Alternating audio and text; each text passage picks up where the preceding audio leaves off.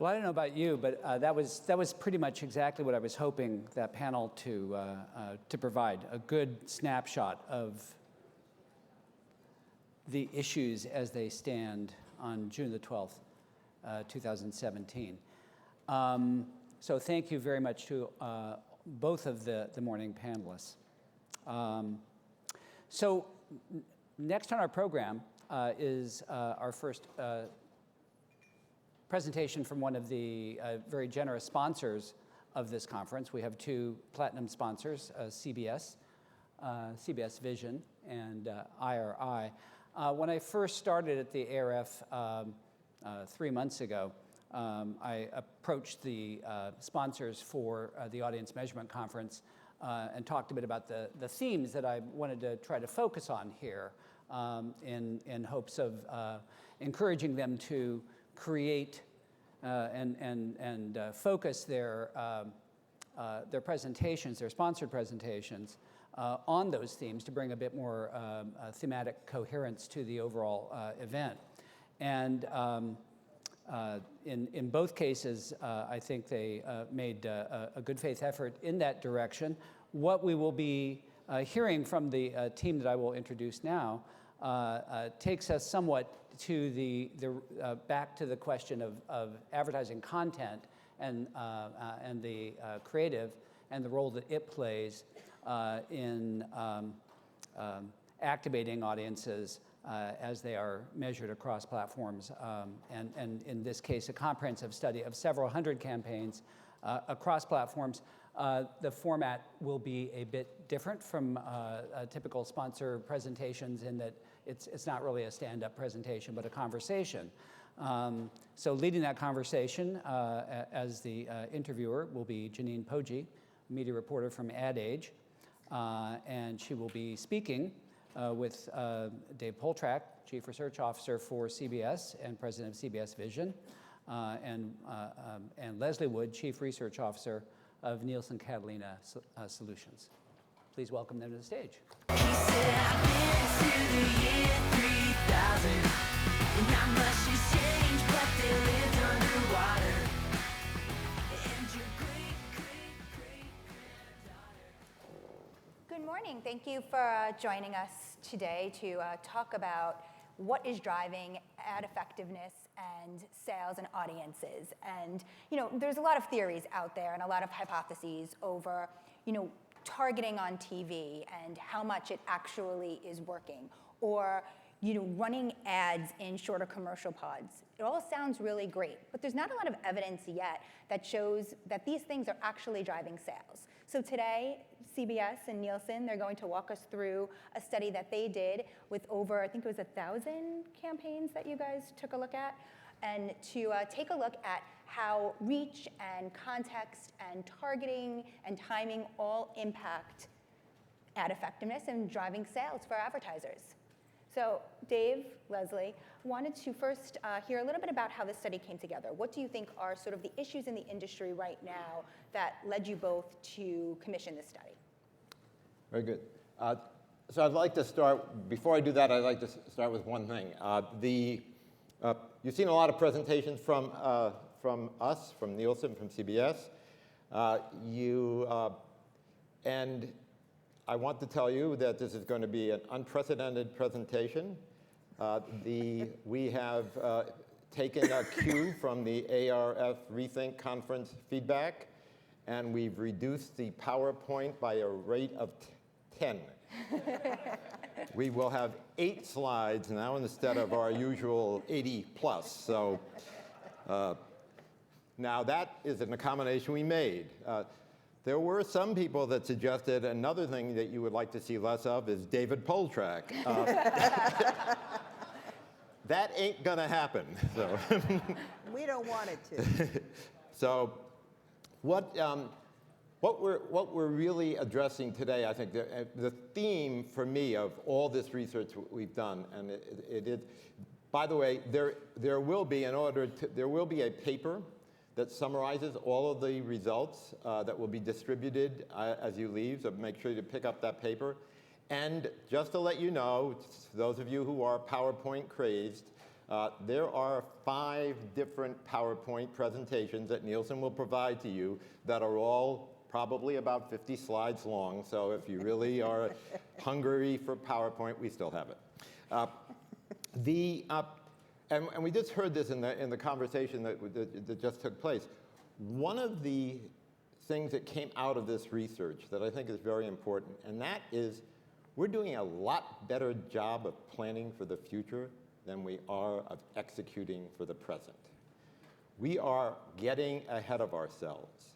And a lot of the conversations we're having and a lot of the discussion that we're having about artificial intelligence and machine-based learning and sophisticated algorithms for planning and everything are great, and they're necessary, and we have a whole operation at CBS focusing on that. But we're not doing a really good job executing for today, and today is where we've got this. We're going to be focusing. So that is what we're going to be talking about, delivering sales today, and looking at the current real state. As you pointed out, probably with all the studies we've done, with over 1,000 different ad campaigns included in this analysis, all the analyses that we've done, and it's just about how are we doing today. So one of the things that we are talking about a lot in the industry is targeting audiences beyond age and sex demographics. Obviously something that everyone is testing, everyone is looking at. How good of a job, are people doing with that? And as we talk about that, what does that mean for reach? Is reach still important? Okay, well, I'm going to start first and address the reach question, then Leslie will provide something. So as I said, this is about what's really going on today. And what we did to look at the reach, a cross-platform reach situation, is we had Nielsen look at all the campaigns that they have measured on a cross-platform reach basis. These are combined TV and digital campaigns over the the fourth quarter of 2016 and the first quarter of 2017. We ended up, I think, with about 843 different campaigns that went into this analysis. And so the first highlight is these are the basic reach and frequency of these campaigns, right? Of these actual campaigns. The fact is that in the 863 campaigns, 58%, the average television component delivered 58% reach against target, and the average digital results were only 2% against target. And when you say against target, are we talking about these very specific audience targets, or are we talking about the 18 to 49 targets that the advertiser asked Nielsen to evaluate the campaign against? So it's the target campaign that the study was done against. So this is the advertiser or the agency or the client's target. Now, that 2% is unfair to digital because when we look at it on a quintile basis, from the highest to the lowest, the bottom 40% of digital campaigns are very, very marginal. So what we did is we eliminated the bottom 40% of the campaigns in terms of volume, and we come up to this second slide, which shows now we see that the television reach goes up to 70%, and the digital reach now goes up to 6%. Actually, if we looked at the top 20%, the television for each category, it's 81% for TV and 21% for digital. The basic thing here is that these are two, right as they're currently being used, television and digital are being used in different ways. And they complement each other, and they should be designed to supplement each other. However, I think the perception out there is that somehow television is missing some audience that digital we have to buy digital, or digital is going to generate. And that is, I think, thinking of digital that way is A, it's not beneficial to the overall campaign, but B, it's not beneficial to digital because it's not using digital the right way. And Leslie, you can talk a little bit more about the redundancy that's happening as a result of that. One of the charts that'll be in this report that you'll get as you leave, I wanted to see, I'm a reach frequency was an early cut my teeth on. And so I looked at random duplication between the digital and the TV.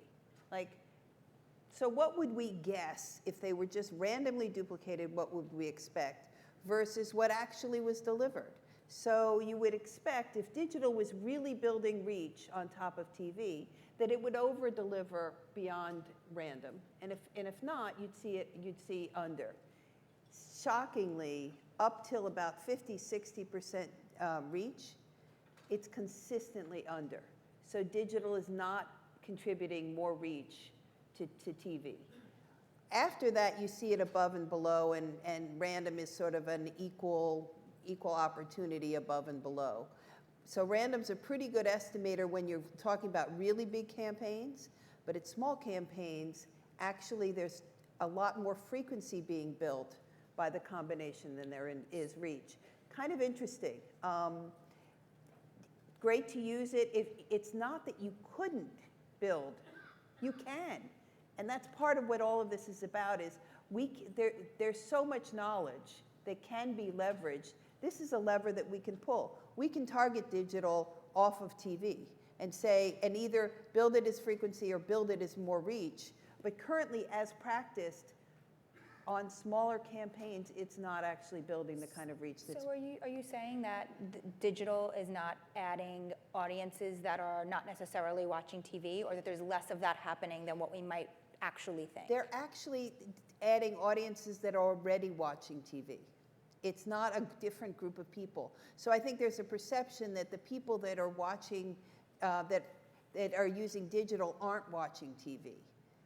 And that's what you'd expect on this. You'd expect that random would way underestimate what the duplication would be. But in fact, it's the other way. I mean, dramatically. It's very, very visually dramatic. So when you get the report, enjoy it's a great graph.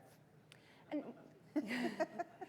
and when we talk about targeting audiences, there's a lot of experimentation being done both on the network side, on the agency side, by marketers themselves. How much is it working? Is anyone doing a good job targeting audiences on TV? So I want to define what, we looked at this clearly, but I want to define what we mean by being on target. So we have a 13-cell grid that we use for lots and lots of our analyses, and if you've read any of our decks, they're in there. But the 13-cell looks at level of category, are you a heavy, medium, light category buyer? And then how much loyalty do you have to the brand and the category? So it's a loyalty and level of viewing sort of grid. We looked at those 13 cells and we said, if the dollars spent on the brand per household for each one of them, does it correlate with the impressions, the reach that was delivered? So if you delivered reach towards people who spend more money on the brand, we called it on target. And if you were either flat or against non-brand buyers or non-category, we looked at category and brand. So you could be either one, because clearly a lot of people target category buyers who aren't brand. But so we looked at that correlation. We set it very low, a 2% correlation. So we're not saying heavily skewed towards the brand or category, but we are saying somewhat skewed. And we're using the same definition for TV and digital. So we're not unfairly biasing our discussion for either one. And it's interesting. The results are interesting. So looking at that, keeping in mind that the definition of on target versus off target has been validated by actual return on investment kind of analysis. So the on-target campaigns, as we have labeled them, actually outperform the off-target campaigns. This is about 500 campaigns. Right. So these are the results.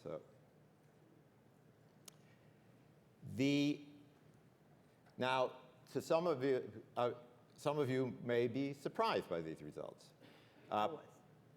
In the case of the television campaigns, 80% of the campaigns were found to be on target. And in the case of the digital campaigns, only 31% were found to be on target.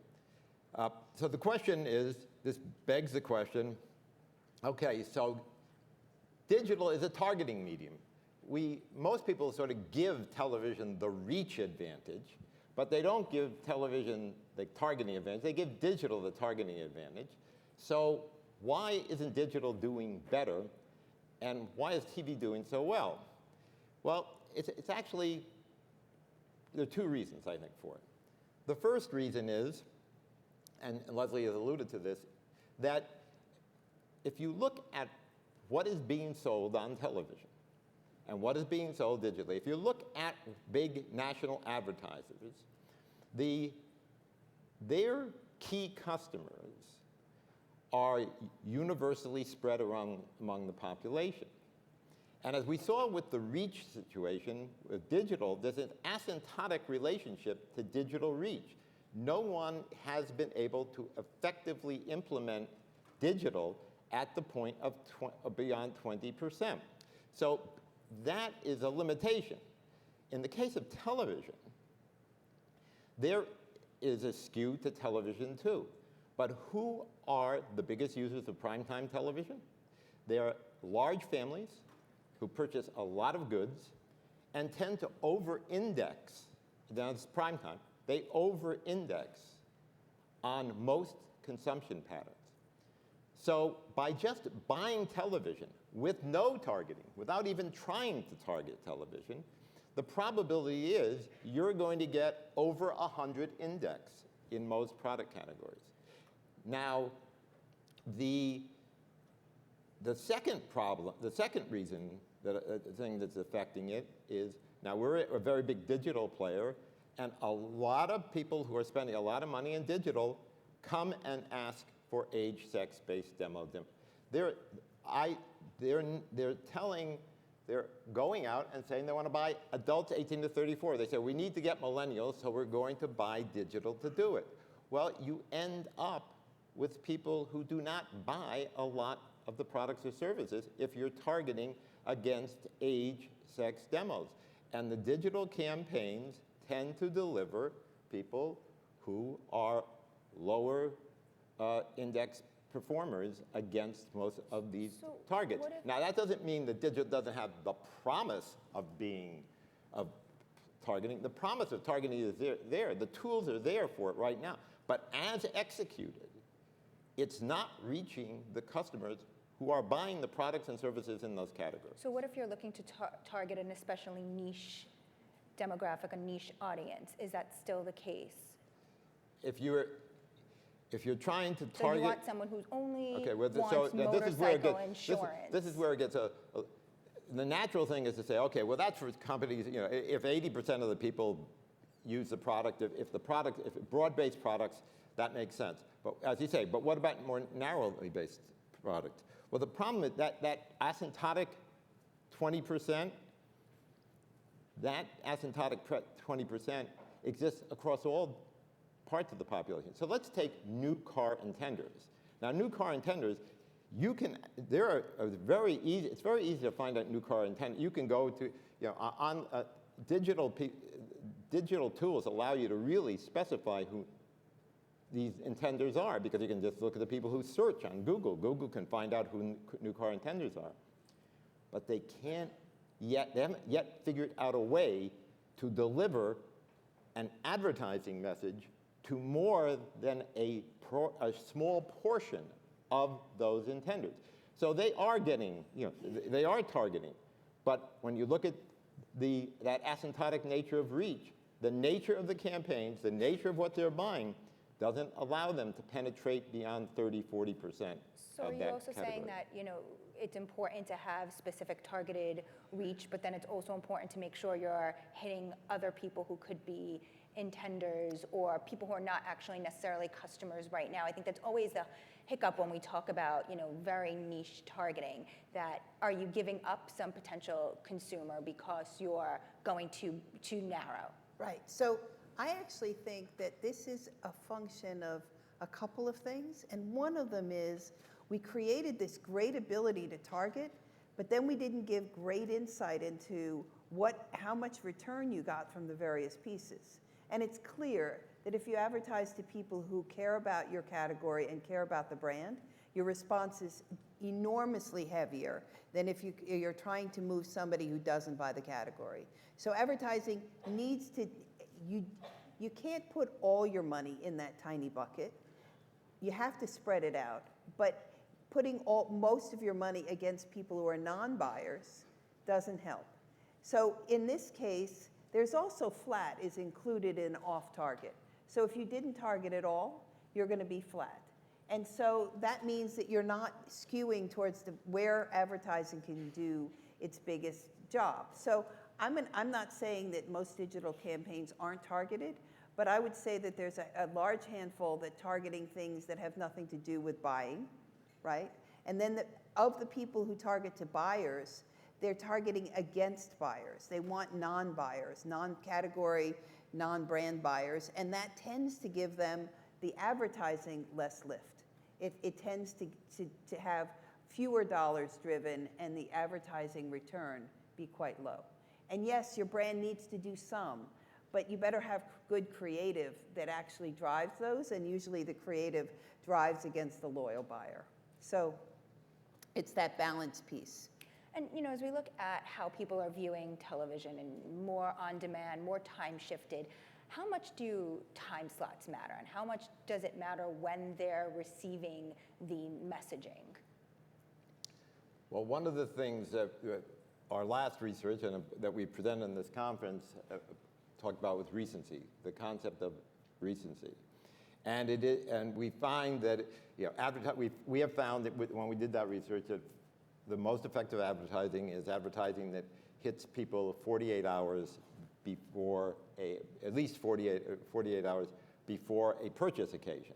Now, of course, purchase occasions vary over time. So the question is, how do you plan a campaign to actually create that 48 in that 48-hour window? Because Thursday nights obviously used to be the must-buy for advertisers, especially like an auto advertiser or a retailer who want to drive Right. sales over the weekend. And as that changes and people are not necessarily watching live on Thursday night, how do you sort of build that? Well, what we did is we wanted to test the 48-hour concept and the recency theory. So what we did is we looked at weekend sales alone, and we looked at Thursday and Friday night advertising and the impact of Thursday and Friday night advertising. This is television advertising on Thursday and Friday night on actually just on sales during the weekend. And we did the same thing, and we looked at it in prime time and we looked at it in late night. And we found a significantly enhanced contribution of advertising to weekend sales when that advertising took place within that 48-hour window. So Leslie, you want to explain how we Click measured the that? next slide so I can explain.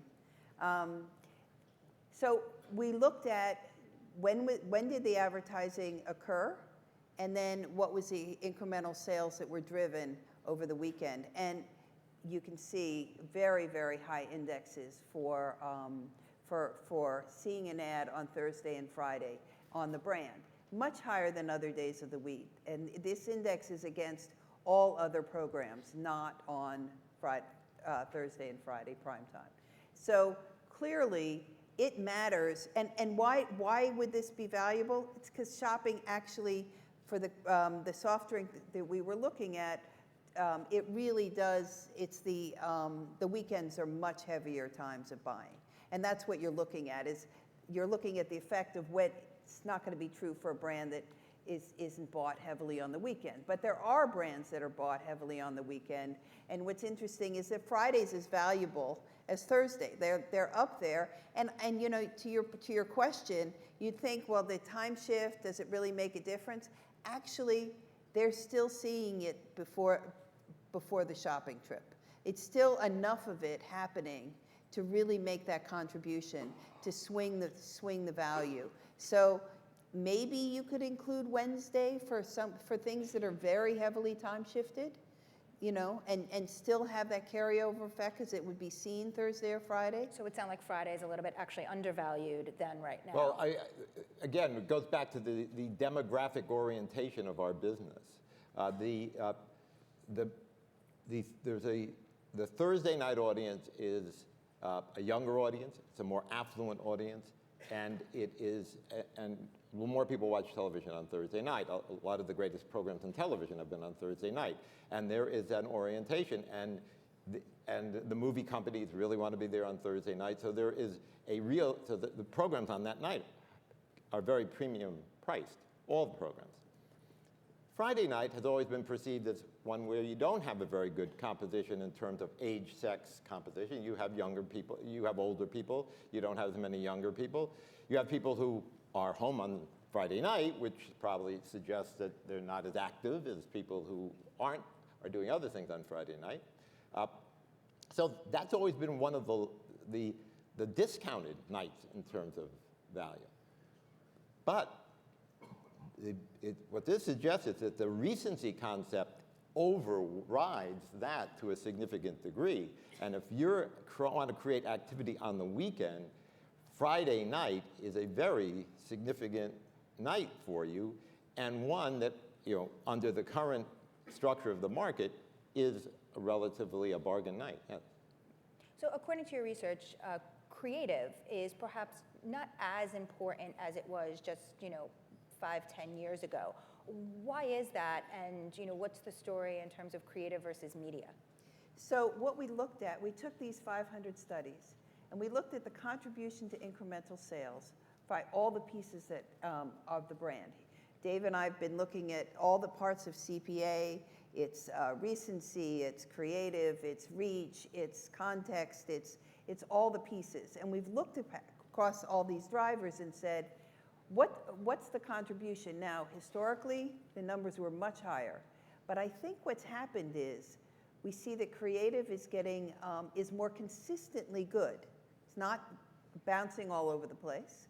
And we're seeing that in media has many more levers to use to improve the incremental sales. And this is great news. We've got tools, and we can use them. What we're seeing is that there's still lots of room for improvement, but these tools are really paying off. They're giving us a lot more greats. They're also giving us some fails, but that variability is much broader than it used to be. So we see context is 2%. We believe that what we measured was the lowest possible level of what context could be. It's CPG, the same ad in all contexts, and we're only looking at by day parts and genres. So very, very broad definition for context. We believe that context, there's a lot of room. NCS doesn't have the tools today to measure more deeply in CPG. But we looked at this, we looked at targeting. You'd think targeting would be bigger, but because we see targeting on and off, it's not doing the job that it could. We see reach, very important. How much reach and who you deliver is critical. And what's interesting is that we also saw that the brand is really important. The brand, these are variables like, it's all explained in the report, but the variables that are important are how often you're bought, how much money is spent per week, what your brand penetration is. So big, expensive brands get bigger incremental sales. When we go and compare what we found, just the 3 big buckets, creative, media, I'd done this work on Project Apollo in 2006. Now, I know the industry numbers sometimes are higher than 65, but that was those are the numbers that we we found, using the same methodology we're using today, virtually, the same sort of measuring the variability in a single source CPG world. And what's interesting is that creative is much less of a contribution. It isn't that creative isn't as good, it's that it's not as variable. It's more consistent so that it gives you a consistent pattern.